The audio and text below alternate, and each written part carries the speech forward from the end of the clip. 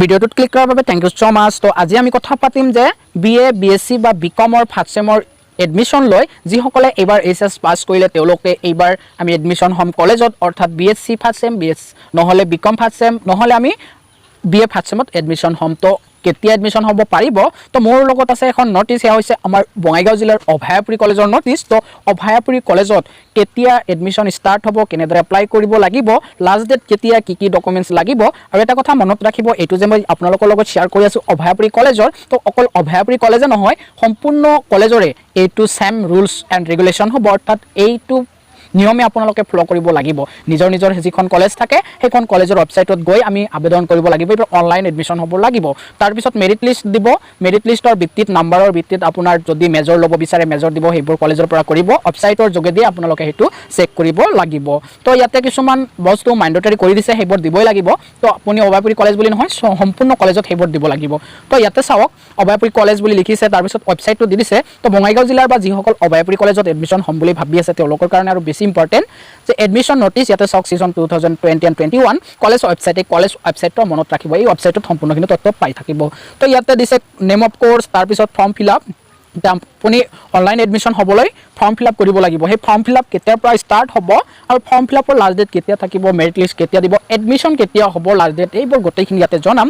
তো ভিডিঅ'টো শেষলৈ চাই থাকিব। আৰু বন্ধুসকল, মই এই চেনেলটো যদি এতিয়াও ছাবস্ক্ৰাইব কৰা নাই প্লিজ ছাবস্ক্ৰাইব কৰি দিব আৰু লগতে থকা বেল আইকনটো প্ৰেছ কৰি দিব, কাৰণ যিবোৰ যেতিয়াই আপোনালোকৰ প্ৰয়োজন হৈ থাকে ফৰ্ম ফিল আপ ৰিলেটিভ সম্পূৰ্ণ তথ্য এইটো চেনেলৰ যোগেদি পাই থাকিব। তো ইয়াতে কৈছে কোৰ্চ BSc ফাৰ্ষ্ট চেম, ইয়াতে অনাৰ বুলি কৈছে, অনাৰ্ছ অৰ্থাৎ আমাৰ যিটো আমি কি লওঁ মেজৰ লোৱাসকলৰ BSc ফাৰ্ষ্ট চেমৰ মেজৰ লোৱাসকলৰ ফৰ্ম ফিল আপ ষ্টাৰ্ট হ'ব 6/7/2020, অৰ্থাৎ এইটো মাহৰে জুলাই মাহৰ 6 তাৰিখৰ পৰা ষ্টাৰ্ট হ'ব। আৰু last date online form fill আপৰ লাষ্ট ডেট হ'ল 20 জুলাই, অৰ্থাৎ আমাৰ 14-15 দিনমান সময় দিব। তাৰপিছত মেৰিট লিষ্টটো চাওক ইয়াতে 30 জুলাই তাৰিখত দিব, আৰু ছেকেণ্ড মেৰিট লিষ্ট যদি দৰকাৰ হয় তেনেহ'লে আগষ্টৰ 10 তাৰিখত দিব। আৰু ফাইনেল আমাৰ যিটো এডমিশ্যন হ'ব লাগিব, যে ফাৰ্ষ্ট লিষ্টৰ যি এডমিশ্যন সেইটো ইয়াতে ফাৰ্ষ্ট লিষ্টৰ এডমিশ্যনটো আমাৰ আগষ্টৰ 5 তাৰিখত হৈ যাব, আৰু ছেকেণ্ড যদি লিষ্ট আহে তেতিয়া আগষ্টৰ 12 তাৰিখত এডমিশ্যন হৈ যাব। তাৰপিছত BSc ফাৰ্ষ্ট চেম ৰেগুলাৰ, অৰ্থাৎ আপুনি কোনো ধৰণৰ মেজৰ লোৱা নাই, মেজৰ নল'ব, তেনেহ'লে আপুনি সেই ছেম ডেটতে ফৰ্ম ফিল আপ হ'ব, অৰ্থাৎ জুলাইৰ 6 তাৰিখত। ৰিজাল্ট অৰ্থাৎ ফৰ্ম ছাবমিশ্যনৰ লাষ্ট ডেট সেই ছেমে আমাৰ জুলাইৰ 20 তাৰিখ। তাৰপিছত মেৰিট লিষ্টটো আহিব 17 আগষ্টত আহিব আমাৰ মেৰিট লিষ্ট, অলপ লেটকৈ আহিব, যি আমাৰ মেজৰৰ আছিল তাতকৈ লেটকৈ আহিব। আৰু 21 আগষ্টত হ'ব এডমিশ্যন, যিবোৰ আমি কি ল'ম ইয়াতে আমি জেনেৰেল ল'ম, অৰ্থাৎ ইয়াতে যে যিবোৰে আমি যিবোৰ আমি অনাৰ, অৰ্থাৎ আমি যিবোৰ মেজৰ ল'ম বুলি ভাবিছিলোঁ মেজৰ নাপালোঁ সেইখিনিক ৰেগুলাৰত দি দিব, জেনেৰেলত দি দিব, সেই একেলগে এডমিশ্যন হৈ যাব। তাৰপিছত আহিল BA ফাৰ্ষ্ট চেম অনাৰ, অৰ্থাৎ যিখিনি ডে শ্বিফ্টত ইয়াতে চাওক, ইয়াতে ছেম ডেটতে ষ্টাৰ্ট হ'ব, যে 6 জুলাইৰ পৰা আৰম্ভ হ'ব আৰু 20 জুলাইত লাষ্ট ডেট। মেৰিট লিষ্টটো দিব সেই ছেম 30 জুলাইত আৰু 10 জুলাইত। এডমিশ্যনটো ছেম 5 আগষ্টত আৰু 12 আগষ্টত, দুটা লিষ্ট আহিলে দুটা স্তৰত হ'ব।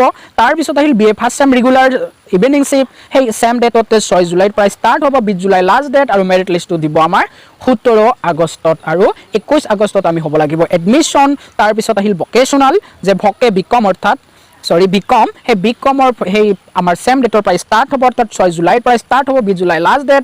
ইয়াতে মেৰিট লিষ্ট কেতিয়া আহিব সেইটো ঠিক নাই, কিন্তু এডমিশ্যনটো কৈছে 21 আগষ্ট তাৰিখে। তো এতিয়া কথা হ'ল কিছুমান গুৰুত্বপূৰ্ণ কথা, এইবাৰ এডমিশ্যন আমাৰ ফ্ৰী হ'ব। ইয়াতে কোৱা হৈছে যে COVID-19ৰ যি ভয়াৱহতা তাৰ প্ৰতি লক্ষ্য ৰাখি অসম চৰকাৰে যি ডিক্লেয়াৰ কৰিছে এডমিশ্যন এবাৰ ফ্ৰী হ'ব, কিন্তু কিছুমানৰ ফ্ৰী নহয়। তো কাৰ নহয় সেইবোৰ এবাৰ চাই ল'ব।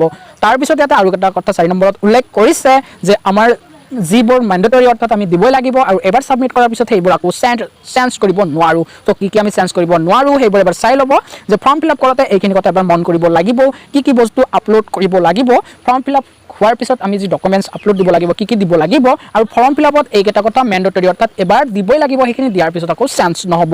তো ইয়াতে প্ৰথমে কৈছে বেংক একাউণ্ট ডিটেইলছ, আমি বেংক একাউণ্ট ডিটেইলছটো দিব লাগিব, এবাৰ দিলে আকৌ চেঞ্জ কৰিব নোৱাৰিম। মোবাইল নম্বৰটো সেলফ এণ্ড এক্টিভ, নিজৰ আৰু এক্টিভ মোবাইল নম্বৰ হ'ব লাগিব। Email ID self and active নিজৰ হ'ব লাগিব, আৰু এক্টিভ যাতে হয়। ডমিচিয়েল প্ৰুফ, অৰ্থাৎ আপুনি যে অসমৰ স্থানীয় বাসিন্দা হয় তাৰ এটা প্ৰুফ দিব লাগিব। PRC, birth certificate, voter ID, Aadhaar card, BPL card of family যিকোনো আছে আপোনাৰ ID প্ৰুফ হিচাপে, এতিয়া PRC, birth certificate, voter ID, আধাৰ কাৰ্ড যি আছে সেইটোৱে দিব লাগিব, সেইখিনি কিন্তু আকৌ চেঞ্জ কৰিব নোৱাৰিব। তাৰপিছত keep the following items ready for uploading at the time of filling up the online admission